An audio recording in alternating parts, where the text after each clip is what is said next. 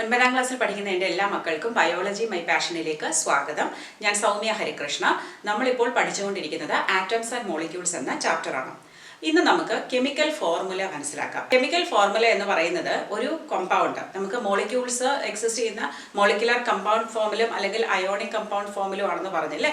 അപ്പോൾ അതിൽ വരുന്ന എലമെന്റ്സിന്റെ സിംബൽസ് ഉപയോഗിച്ചിട്ട് അതിൻ്റെ ഒരു കോമ്പോസിഷൻ നമ്മൾ റെപ്രസെന്റ് ചെയ്യുന്നതിനെയാണ് മോളിക്കുലർ ഫോർമുല എന്ന് പറയുന്നത്, അല്ലെങ്കിൽ കെമിക്കൽ ഫോർമുല. കഴിഞ്ഞ വീഡിയോയിൽ പഠിച്ചു ചില അയോണിക് കമ്പൗണ്ട്സിന്റെ ഫോർമേഷൻ, അതായത് കാൽഷ്യം ഓക്സൈഡ് അല്ലെ, അല്ലെങ്കിൽ മാഗ്നീഷ്യം സൾഫൈഡ്, അല്ലെങ്കിൽ സോഡിയം ക്ലോറൈഡ്. ഇത് മൂന്നും അതിൻ്റെ റേഷ്യോ ബൈ മാസും ആറ്റോമിക് മാസും തമ്മിൽ നമ്മൾ ഡിവൈഡ് ചെയ്തിട്ട് എത്ര റേഷ്യോയിലാണ് ഇവരെ കമ്പൈൻ ചെയ്യുന്നതെന്ന് മനസ്സിലാക്കി. എല്ലായിടത്തും നമുക്കിവിടെ 1:1 1:1 1:1 എന്നാണ് ലഭിച്ചത്. അപ്പോൾ ഇവിടെ 1 ആയതുകൊണ്ട് തന്നെ നമ്മളിവിടെ അത് എഴുതുന്നില്ല. അതേസമയം മറ്റു ചില കമ്പൗണ്ട്സ് ഞാൻ ഇവിടെ എഴുതി കാണിക്കാം. H2O നിങ്ങൾക്ക് എല്ലാം അറിയാം എന്താണിത്, വാട്ടർ മോളിക്യൂൾ ആണ് അല്ലെ. അപ്പോൾ ഇവിടെ രണ്ടും ഓരോന്ന് വിധമാണോ? അല്ല, 2 ഹൈഡ്രജനും 1 ഓക്സിജനും, അതായത് 2:1 എന്ന റേഷ്യോയിലാണ് അവ ജോയിൻ ചെയ്തിരിക്കുന്നത്. അപ്പോൾ ഈ ഒരു ഇതിൽ ഇത്ര ടോട്ടൽ ആറ്റംസ് ഉണ്ട്. ടോട്ടൽ ആറ്റംസ് എന്ന് പറഞ്ഞാൽ ഏതൊക്കെയാണ്? ഹൈഡ്രജന്റെ 2ഉം ഓക്സിജന്റെ 1ഉം. അപ്പോൾ ടോട്ടൽ 3 ആറ്റംസ് ആണ് ഉള്ളത്. ഇനി മറ്റൊരു ഉദാഹരണം ഞാൻ പറയാം. CaCO3. ഇതിനെ പറയുന്ന പേരാണ്, ചില കുട്ടികളെ കാക്കോ3 എന്ന് പറയാറുണ്ട് മലയാള കുട്ടികൾ. കാൽഷ്യം കാർബണേറ്റ് എന്നാണ് ഇത് അറിയപ്പെടുന്നത്, അതായത് നമ്മുടെ ചുണ്ണാമ്പ് കല്ലൊക്കെ. ഓക്കെ, അപ്പോൾ കാൽഷ്യം 1 ഉണ്ട്, കാർബൺ 1 ഉണ്ട്, ഓക്സിജന്റെ 3 ആറ്റംസ് ഉണ്ട്. അപ്പൊ ടോട്ടൽ 1 2 2 + 3 5 5 ആറ്റംസ് ആണ് ടോട്ടൽ ഇതിലുള്ളത്. ഇനി മറ്റൊരു കമ്പൗണ്ട് ഞാൻ എഴുതി കാണിക്കാം. ഇത് H2SO4. H2SO4 എന്ന് പറയുന്നത് സൾഫ്യൂറിക് ആസിഡ് ആണ്. അപ്പോൾ ഹൈഡ്രജന്റെ 2 ഉണ്ട്, സൾഫറിന്റെ 1 ഉണ്ട്, ഓക്സിജന്റെ 4 ഉണ്ട്. അപ്പോൾ ടോട്ടൽ എത്രയാണ്? 2 1 3 4 3 7 ആറ്റംസ് ആണ് ടോട്ടലായിട്ട് ഉള്ളത്. പക്ഷെ ഹൈഡ്രജന്റെ 2, സൾഫറിന്റെ 1, ഓക്സിജന്റെ 4. ഓക്കെ, ഇങ്ങനെ എഴുതുന്നതിനെയാണ് നമ്മൾ കെമിക്കൽ ഫോർമുല എന്ന് പറയുന്നത്. ഇനി ഇതിൽ ഞാൻ ആദ്യം എഴുതിയ ഈ 3 എണ്ണവും നമ്മൾ കണ്ടു, ഇത് അയോൺസ് ചേർന്നിട്ടുണ്ടാകുന്ന അയോണിക് കമ്പൗണ്ട്സ് ആണ്. എപ്പോഴാണ് അയോണിക് കമ്പൗണ്ട്സ് ഉണ്ടാകുന്നത്? ഒരു മെറ്റലും ഒരു നോൺ മെറ്റലും ചേരുമ്പോഴാണ്. ഫോർ എക്സാമ്പിൾ, ഇപ്പൊ നമ്മൾ സോഡിയം ക്ലോറൈഡ് എടുക്കുകയാണെങ്കിൽ നമുക്കറിയാം സോഡിയത്തിനൊരു പ്ലസ് സൈൻ ആണ് ഉള്ളത്. അപ്പോൾ അതൊരു മെറ്റലാണ്, അതെന്താണ്? കാറ്റയോൺ ആണ് അല്ലെ, പോസിറ്റീവ് ചാർജ്. അതേസമയം ക്ലോറിനോ ഒരു നോൺ മെറ്റലാണ്, അത് ആനയോൺ ആണ്. അപ്പോൾ കാറ്റയോൺ പോസിറ്റീവ് ചാർജ് മെറ്റലും ആനയോൺ നെഗറ്റീവ് ചാർജ് നോൺ മെറ്റലും. നമ്മൾ എപ്പോഴെങ്കിലും ClNa എന്ന് എഴുതുമോ? ഇല്ല, നമ്മൾ എപ്പോഴും NaCl എന്നാണ് എഴുതുന്നത്. അപ്പോൾ അതിൽ നിന്ന് ഇത് വെച്ചിട്ട് ഒരു റൂൾ ഒന്ന് ആലോചിച്ച് നോക്കി. എന്തായിരിക്കും നമ്മൾ എഴുതേണ്ട റൂള്? എപ്പോഴും മെറ്റൽ ആദ്യം എഴുതണം, പിന്നീട് നോൺ മെറ്റൽ എഴുതാവുന്നതാണ്. ഓക്കെ, അതാണ് ഇവിടുത്തെ ആദ്യത്തെ റൂള്. ഇനി രണ്ടാമതായിട്ട് നമ്മൾ മോളിക്യൂൾസ് ഓഫ് കമ്പൗണ്ട് എഴുതുമ്പോൾ, അതായത് ഇവിടെ നമ്മൾ പറഞ്ഞ ഒരു മെറ്റൽ ഒരു നോൺ മെറ്റലാണ്, അതേസമയം വാട്ടർ അല്ലെങ്കിൽ കാർബൺ ഡൈ ഓക്സൈഡ്, ഇവിടെയൊക്കെ ആരാ വരുന്നത്? രണ്ടുപേരും നോൺ മെറ്റൽസ് ആണ്. അങ്ങനെയുള്ളത് മോളിക്യൂൾസ് ഓഫ് കമ്പൗണ്ട്സ് അത് രണ്ടുപേരും നോൺ മെറ്റൽ ചേർന്നുണ്ടാകുന്നതാണ്. പക്ഷെ അവിടെയും നമ്മളൊരു ഓർഡർ ഫോളോ ചെയ്യുന്നുണ്ട്. അതായത് ആദ്യം കുറച്ച് ഇലക്ട്രോ നെഗറ്റിവിറ്റി ഉള്ളതും പിന്നീട് കൂടുതൽ ഇലക്ട്രോ നെഗറ്റിവിറ്റി ഉള്ളതുമാണ് നമ്മൾ എഴുതാറ്. അതൊക്കെ ഇലക്ട്രോ നെഗറ്റിവിറ്റി എന്ന് പറഞ്ഞാൽ ഒരു റിയാക്ഷന്റെ സമയത്ത് ഒരു ബോണ്ട് ഉണ്ടാക്കുമ്പോൾ ഇലക്ട്രോണിനെ വലിച്ചെടുക്കാനുള്ള ഒരു കഴിവിനെയാണ് ഇലക്ട്രോ നെഗറ്റിവിറ്റി എന്ന് പറയുന്നത്. അത്രയും ഡീറ്റെയിൽസിലോട്ടൊന്നും പോകേണ്ട ആവശ്യമില്ല. ഇപ്പോൾ ഇതിനെക്കുറിച്ച് കൂടുതൽ നിങ്ങൾ മനസ്സിലാക്കേണ്ട ആവശ്യമില്ല. നമ്മളിങ്ങനെ എഴുതി വരുമ്പോൾ നിങ്ങൾക്ക് സ്വാഭാവികമായിട്ടും ഇതൊക്കെ പ്രാക്ടീസ് ആയിക്കോളും. നമ്മൾ ഒരിക്കലും HClനെ ClH എന്ന് എഴുതാറില്ല, അല്ലെങ്കിൽ H2നെ OH2 എന്ന് എഴുതില്ല. അത് നിങ്ങൾക്ക് ഓട്ടോമാറ്റിക്കലി വന്നോളും, പേടിക്കണ്ട. പിന്നെ ഈ ചാപ്റ്ററിന്റെ മുഴുവൻ അർത്ഥം മനസ്സിലാകണമെങ്കിൽ അടുത്ത ചാപ്റ്ററിലെ ആറ്റത്തിന്റെ സ്ട്രക്ചറും ബേസും കൂടെ പഠിക്കുമ്പോഴേ നമുക്കൊരു പൂർണ്ണത ലഭിക്കുകയുള്ളൂ. ഓക്കെ, അപ്പോൾ അതുകൊണ്ട് നിങ്ങൾ ഇപ്പോൾ അതിനെക്കുറിച്ച് കൂടുതൽ വറി ചെയ്യേണ്ട, ജസ്റ്റ് മനസ്സിലാക്കി വെക്കുക. ഞാൻ നേരത്തെ പറഞ്ഞ 3 അയോണിക് കമ്പൗണ്ട്സിലേക്ക് വരികയാണെങ്കിൽ നമ്മുടെ calcium oxide, magnesium sulphide and sodium chloride, ഇത് 3ൽ ഞാൻ പറഞ്ഞ ആദ്യം മെറ്റൽ എഴുതും, രണ്ടാമത് നോൺ മെറ്റൽ എഴുതും. ഇനി ഇവിടെ ശ്രദ്ധിക്കേണ്ട ഒരു കാര്യം എന്താണെന്ന് വെച്ചാൽ, നമ്മൾ മെറ്റലിന്റെ പേര്, അതായത് കാറ്റയോണിന്റെ പേര് അതുപോലെ തന്നെ എഴുതും, കാൽഷ്യം ആണ്. പക്ഷേ രണ്ടാമത്തെ നോൺ മെറ്റലിന്റെ കൂടെ നമ്മൾ ഒരു സഫിക്സ് എന്ന് പറഞ്ഞാൽ അത് കഴിഞ്ഞ് ചേർക്കുന്നതാണ്, ഐഡ് എന്ന് ചേർക്കും. ഐഡ്. അപ്പോൾ ഓക്സിജൻ എന്തായിട്ട് മാറും? ഓക്സൈഡ്. അപ്പോൾ ഇതിനെ നമ്മൾ കാൽഷ്യം ഓക്സിജൻ എന്ന് പറയില്ല, കാൽഷ്യം ഓക്സൈഡ്. അതുപോലെ മാഗ്നീഷ്യം സൾഫർ എന്തായിട്ട് മാറും? സൾഫൈഡ്. Sodium chloride. കിട്ടിയില്ലേ? അപ്പോൾ എല്ലാം നമ്മൾ നോൺ മെറ്റലിന് രണ്ടാമത്തേന് ഐഡ് ചേർത്താണ് പറയുന്നത്. ഇനി മോളിക്യൂൾസ് ഓഫ് കമ്പൗണ്ട്സ് ആണെങ്കിലോ, അതായത് രണ്ട് നോൺ മെറ്റൽ ചേർന്നുണ്ടാവുമ്പോഴോ അവിടെ ചിലതിന് ഒന്നിലധികം atoms of the same element വരാം. അങ്ങനെ വരുമ്പോൾ നമ്മളതിന് പ്രിഫിക്സ് കൊടുക്കണം. എത്ര നമ്പർ എന്ന് കാണിക്കുന്ന ഒരു പ്രിഫിക്സ് അവിടെ ചേർക്കണം. അതിനൊരു ഉദാഹരണം പറഞ്ഞാൽ, നമ്മളിപ്പോൾ കാർബൺ ഡയോക്സൈഡ്, കാർബൺ ഇതുകൊണ്ട് കാർബൺ ഡയോക്സൈഡ് ഉണ്ട് അല്ലേ? അപ്പൊ നമുക്കത് നോക്കാം. ഇവിടെ ആദ്യത്തേതിന് ആ പേര് അങ്ങനെ തന്നെ ഉപയോഗിക്കാം. അപ്പോൾ കാർബൺ. ഓക്കെ, ഇവിടെ എത്ര ഓക്സിജൻ ഉണ്ട്? വെറുതെ ഓക്സൈഡ് എന്ന് എഴുതുമോ നമ്മൾ? കാർബൺ ഓക്സൈഡ് എന്ന് എഴുതില്ല. നമ്മളിവിടെ കാർബൺ ഒന്നിന് എന്ത് പ്രിഫിക്സ് കൊടുക്കാം? മോണോക്സൈഡ്. മോണോ എന്ന് പറഞ്ഞാൽ എന്താണ്? ഒന്ന് എന്നാണ് അർത്ഥം. അപ്പം കാർബണിന്റെ കൂടെ ഒരു ഓക്സിജൻ ചേർന്നു. ഓക്സിജന് വീണ്ടും ഐഡ് എന്നുള്ള സഫിക്സ് കൊടുക്കണം. Okay, carbon mono oxide. Okay, അതേസമയം ഇവിടെയോ? ഇവിടെയും ഒന്ന് ശ്രമിച്ചു നോക്കൂ. ആദ്യത്തേത് കാർബൺ. ഇവിടെ എത്ര ഓക്സിജൻ ഉണ്ട്? 2. 2ന് നമ്മൾ ഏത് പ്രിഫിക്സ് കൊടുക്കും? ഡൈ. ഡൈ പിന്നെന്താണ്? ഓക്സൈഡ്. ഓക്കെ, ഇനി 3 വരുന്നത്, ഇതൊന്ന് ട്രൈ ചെയ്ത് നോക്കൂ. ആദ്യത്തേത് അതുപോലെ എഴുതും, ഫോസ്ഫറസ്. 3 വരുമ്പോ എന്താ പേര്? ട്രൈ.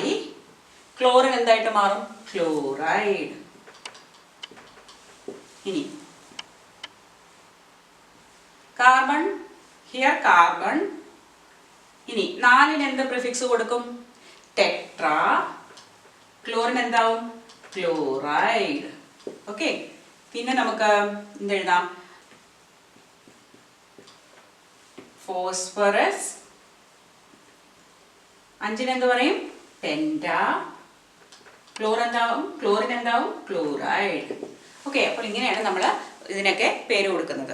ഇനി ചില സമയത്ത് ഒരേ നോൺ മെറ്റൽസ് എലമെന്റ്സ് തന്നെ പക്ഷേ പല നമ്പറിൽ കമ്പൈൻ ചെയ്യും. For example NO. NO എന്ന് പറഞ്ഞാൽ എന്താണ്? നൈട്രജൻ മോണോക്സൈഡ് ആണ് അല്ലേ? അതേസമയം NO2 വരുമ്പോഴോ നൈട്രജൻ ഡയോക്സൈഡ്.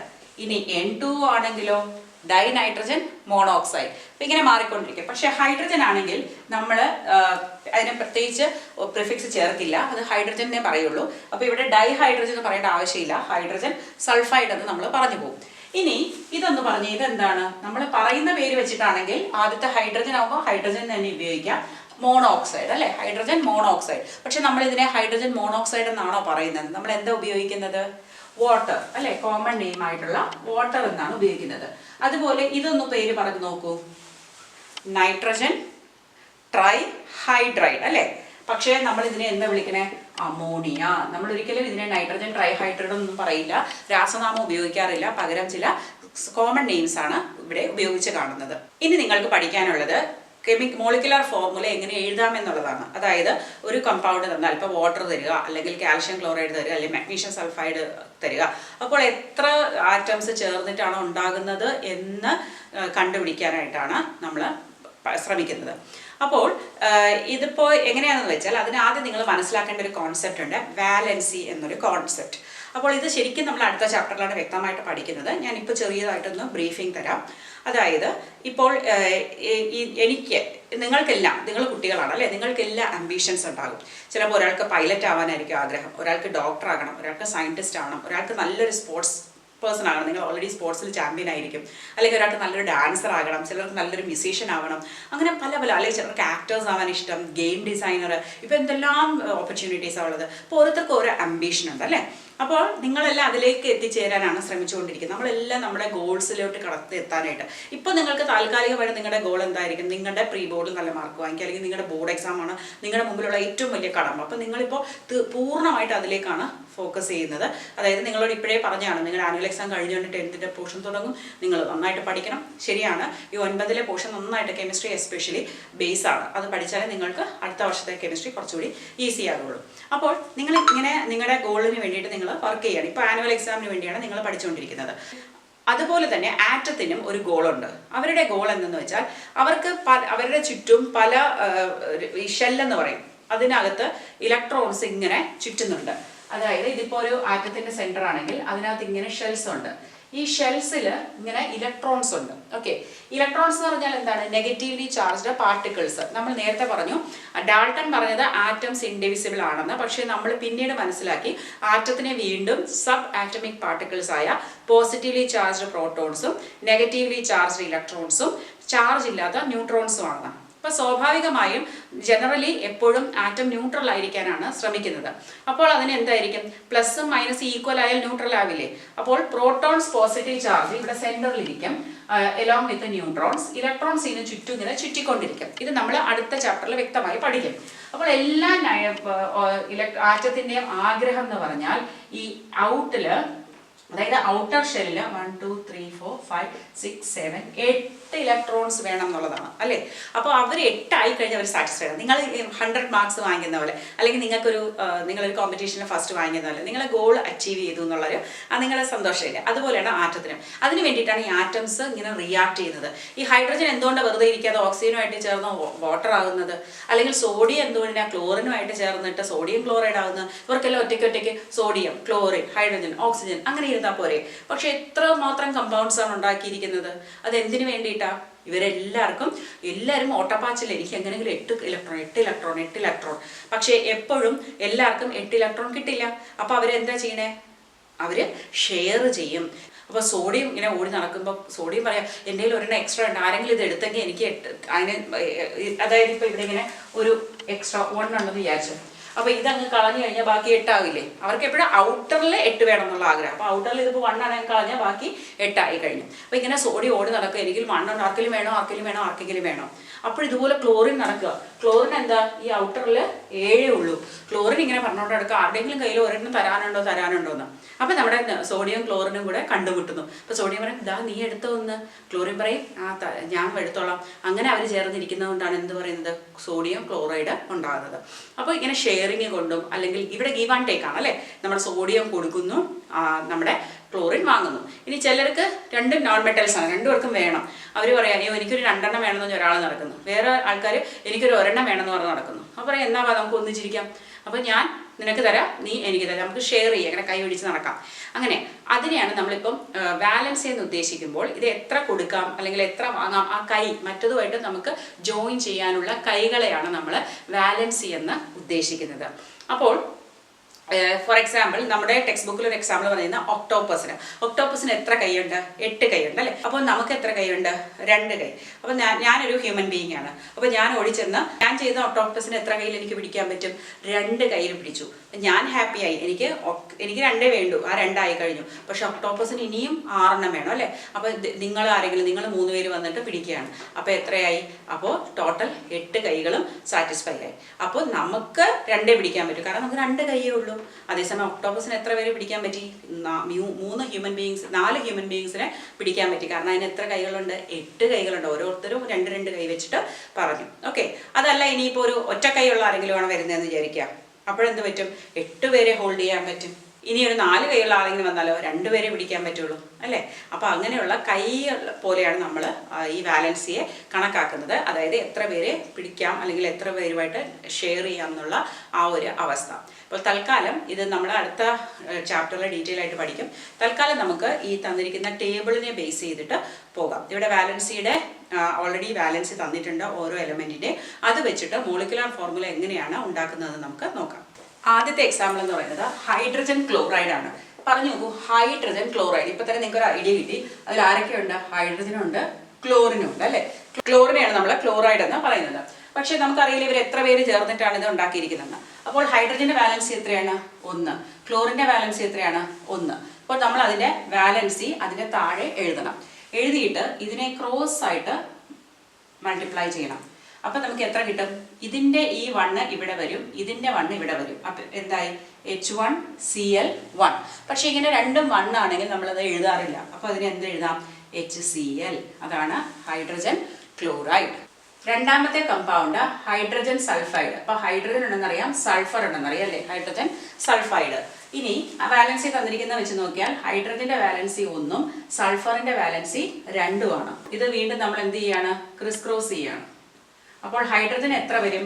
2 ഹൈഡ്രജനും അതായത് ഇതിൻ്റെ 2 ഇവിടെ പോകണം, 2. അത് നമ്മൾ താഴെ സബ്സ്ക്രിപ്റ്റ് ആയിട്ടാണ് എഴുതുന്നത്. Sulphur 1 H2S1. അപ്പം ഞാൻ പറഞ്ഞു 1 എഴുതണം എന്നില്ല. അപ്പോൾ ഇതിൻ്റെ ഫോർമുല എന്തായി?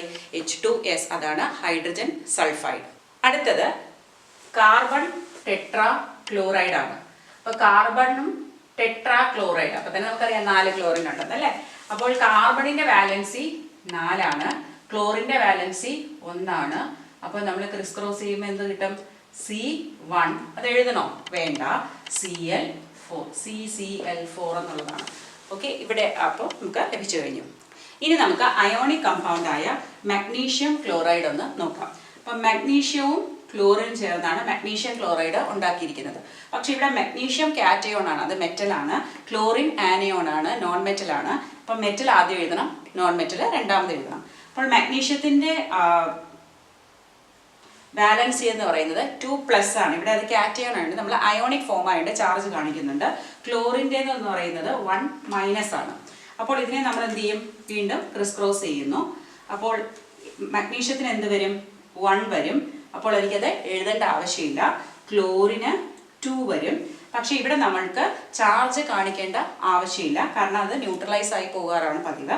അതായത് ഇവിടെ ഇപ്പോൾ ഒരു മഗ്നീഷ്യം 2 ക്ലോറിനുമായിട്ടുള്ള ചേർന്നത്, ക്ലോറിൻ 2 പേർക്കും ഓരോ ഇലക്ട്രോൺ ഉണ്ട്, അപ്പോൾ അത് ഇത് എടുക്കുന്നുണ്ട്. ഓക്കെ, അപ്പോൾ ഓൾ ടുഗദർ എഴുതുമ്പോൾ നമ്മൾ അതിന് ചാർജ് പ്ലസ് മൈനസ് കാണിക്കേണ്ട. അപ്പോൾ മഗ്നീഷ്യം ക്ലോറൈഡ് എന്താണ്? MgCl2. അടുത്തൊരു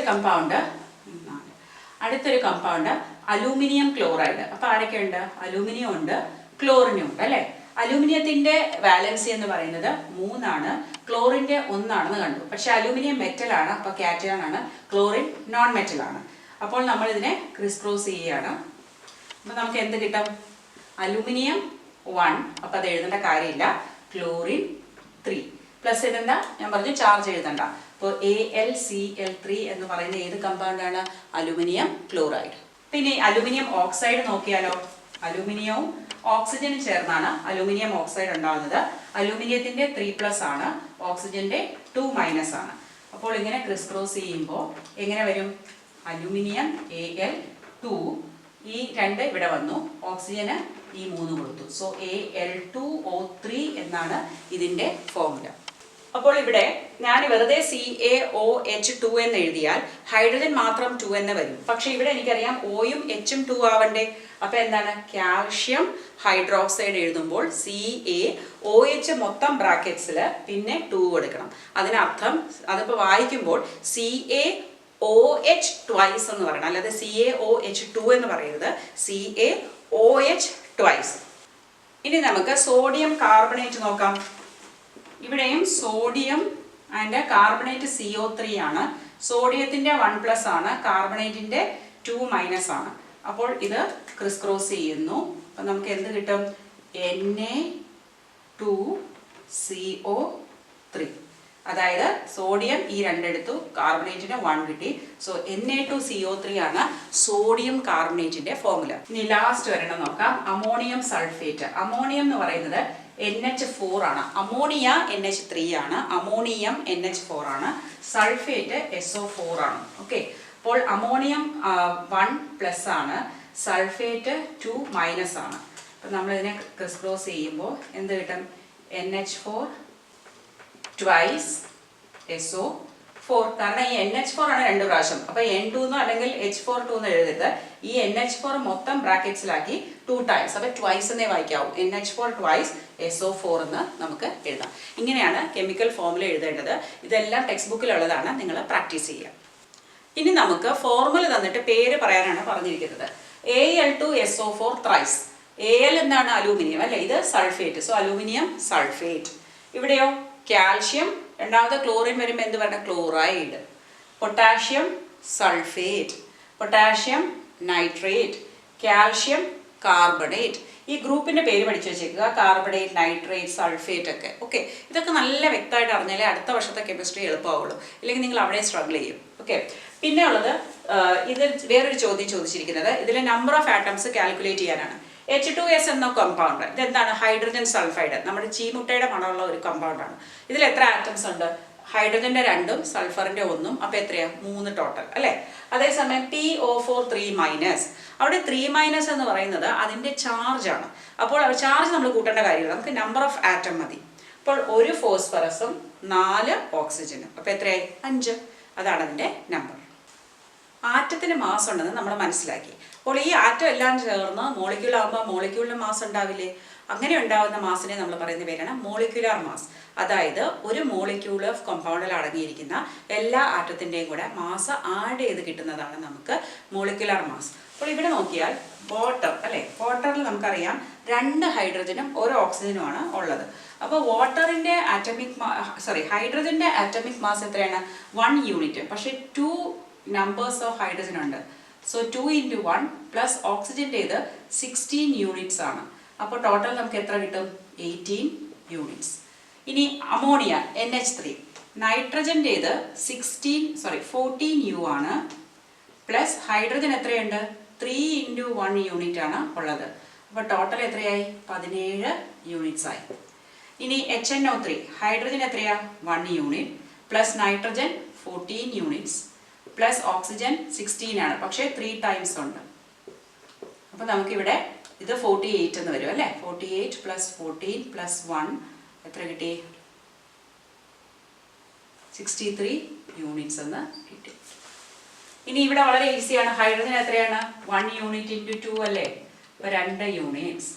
ക്ലോറിന് ഒരെണ്ണത്തിന് 35.5 യൂണിറ്റ്സ് ആണ്, പക്ഷേ ഇവിടെ 2 ഉണ്ട്, അപ്പോൾ 71 യൂണിറ്റ്സ്. കാർബൺ ഡൈ ഓക്സൈഡോ? Carbon 12 units plus oxygen 16 units, പക്ഷേ 2 എണ്ണം ഉണ്ട്, അപ്പോൾ 32 42 44 യൂണിറ്റ്. ഇവിടെയോ carbon 12 units plus hydrogen 1 unit into 4 times, അപ്പോൾ ടോട്ടൽ 16 യൂണിറ്റ്സ്. C2H6ഓ? കാർബൺ 2 ഉണ്ട് അല്ലേ? 12 യൂണിറ്റ് ഇൻറ്റു 2 24 പ്ലസ് 6 ഇൻറ്റു 1, ഇപ്പോൾ എത്രയായി? 24 6 30 യൂണിറ്റ്സ് ആയി. ഇവിടെ 12 യൂണിറ്റ് പ്ലസ് ഹൈഡ്രജൻ 3 ആയി, പ്ലസ് ഇവിടെ ഒരു ഹൈഡ്രജൻ കൂടെ ഉണ്ട്. ടോട്ടൽ എടുക്കുകയാണെങ്കിൽ 4 ഹൈഡ്രജൻ, അപ്പോൾ 4 യൂണിറ്റ് പ്ലസ് ഓക്സിജൻ എത്രയാ? 16 യൂണിറ്റ്. അപ്പോൾ 12 4 16 32 യൂണിറ്റ്സ് ആണ് ടോട്ടൽ മോളിക്യുലാർ മാസ് എന്ന് പറയുന്നത്. ഇനി നമുക്ക് ഫോർമുല യൂണിറ്റ് മാസ് എങ്ങനെയാണ് കാൽക്കുലേറ്റ് ചെയ്തതെന്ന് നോക്കാം. ഇവിടെ പേരിൽ മാത്രമേ വ്യത്യാസമുള്ളൂ. മോളിക്കുലാർ കമ്പൗണ്ട്സ് ആകുമ്പോൾ നമ്മളതിൽ ആറ്റത്തിൻ്റെ മാസ് വേ ചെയ്യും. അയോണിക് കമ്പൗണ്ട് ആകുമ്പോൾ എന്താ? അയോൺസ് ആണ് അല്ലേ? അപ്പോൾ അതിലും ആറ്റം അല്ലേ? ആ ആറ്റത്തിൻ്റെ മാസ് തന്നെയാണ് നമ്മളിവിടെ കാൽക്കുലേറ്റ് ചെയ്യുന്നത്. പേര് മാത്രം നമ്മളൊന്ന് മാറ്റി പറഞ്ഞു. Formula unit mass calculation same ആണ്. ഇപ്പോൾ സോഡിയം ക്ലോറൈഡിൽ ഇപ്പോൾ സോഡിയം കാറ്റയോൺ ആണ്, ക്ലോറിൻ ആനയോൺ ആണ്. അപ്പോൾ ഇത് സോഡിയത്തിൻ്റേത് 23 യൂണിറ്റും ക്ലോറിൻ്റേത് 35.5 ആണ്. അത് കൂട്ടുമ്പോൾ നമുക്ക് 58.5 യൂണിറ്റ് എന്ന ടോട്ടൽ ലഭിക്കും. അടുത്തത് കാൽഷ്യം ക്ലോറൈഡ്. കാൽഷ്യം 40 യൂണിറ്റ് ആണ്, ക്ലോറിൻ 35.5 പ്ലസ് 2 ക്ലോറിൻ ഉണ്ട്, അപ്പോൾ ഇൻറ്റു 2, അപ്പോൾ ടോട്ടൽ നമുക്ക് 111 U എന്ന് കിട്ടും. ഇവിടെ സിങ്ക് ഓക്സൈഡ്, സിങ്ക് 65 യൂണിറ്റും ഓക്സിജൻ 16 യൂണിറ്റും ആണ്. കൂട്ടി നോക്കുമ്പോൾ 81 യൂണിറ്റ് എന്ന് വരും. സോഡിയം ഓക്സൈഡോ? 23 ആണ് സോഡിയം ഒരു ആറ്റത്തിന്, പക്ഷെ ഇവിടെ 2 ആറ്റം ഉണ്ട്, Na2 ഉണ്ട്, അപ്പോൾ 23 × 2 പ്ലസ് ഓക്സിജൻ 1 ഉള്ളൂ 16, അപ്പോൾ 46 16 62 units. Then K2CO3, potassium nitrate potassium carbonate. K എന്താണ്? 39 യൂണിറ്റ് ആണ്, പക്ഷേ K2 ഉണ്ട്, 39 × 2 78. കാർബൺ 12 ആണ് ഇവിടെയുണ്ട്. ഓക്സിജൻ 16 × 3 48. ഇത് മൂന്നും കൂടെ കൂട്ടുമ്പോൾ നമുക്ക് 138 യൂണിറ്റ് എന്ന് ലഭിക്കും. അപ്പോൾ ഒരു എലമെൻറ്റിൻ്റെ 2 or 3 ആറ്റം ആണെങ്കിൽ ഒരെണ്ണത്തിൻ്റെ മാസ് മറ്റേതുമായിട്ട് നമ്പറുമായിട്ട് മൾട്ടിപ്ലൈ ചെയ്തിട്ട് ഡിഫറെൻറ്റ് എലമെൻറ്റ്സിനെ നമ്മൾ ആഡ് ചെയ്തെടുക്കുമ്പോഴാണ് നമുക്ക് മോളിക്കുലാർ മാസോ ഫോർമുല യൂണിറ്റ് മാസോ ഏതാണെന്ന് വെച്ചാൽ ലഭിക്കുന്നത്. ഇനി ഈ ചാപ്റ്ററിൽ മോൾ കോൺസെപ്റ്റ് എന്ന പാട്ടൊക്കെ ഡിലീറ്റ് ആയിട്ടുണ്ട്. സോ ഇത്രയുമാണ് ഇപ്പോൾ നിങ്ങൾക്ക് പഠിക്കേണ്ടത്. പാഠഭാഗങ്ങളെല്ലാം നന്നായി മനസ്സിലായി എന്ന് കരുതുന്നു. അങ്ങനെയാണെങ്കിൽ തീർച്ചയായിട്ടും നിങ്ങൾ ലൈക്ക് ചെയ്യണം, ഒപ്പം തന്നെ നിങ്ങളുടെ ഫ്രണ്ട്സുമായിട്ടൊക്കെ ഷെയർ ചെയ്യണം. പിന്നെ സബ്സ്ക്രൈബ് ചെയ്തിട്ടില്ലെങ്കിൽ തീർച്ചയായിട്ടും സബ്സ്ക്രൈബ് ചെയ്യുക. Thank you for watching biology my passion.